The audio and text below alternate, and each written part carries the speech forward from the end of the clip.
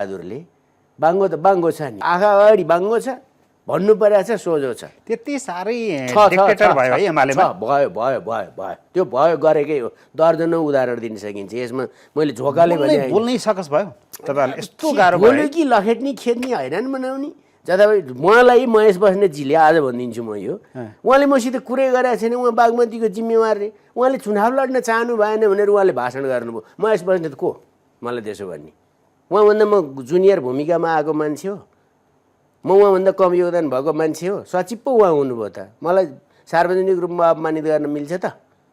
निजी कुरा हो यो, तर त्यो गर्न मिल्दैन नि त। उहाँले गर्नुभयो, किनभने उहाँलाई त्यसो गरे बापत पनि क्वेसन उठ्दैन। तर मैले आज भनिदिएको पहिलोपल्ट है, भन्छु म फेरि यो कुरा, यो पनि छलफलमा आउनु पऱ्यो नि त। अब एमालेमा यस्ता कुरा नि आउनु पऱ्यो नि त।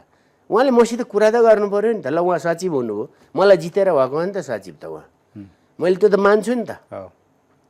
उहाँ सचिव जित्नु, उहाँ म माथि शासन गर्न सचिव जित्या हो, उहाँले त परिणाम ल्याउन सचिव जित्या हो नि त।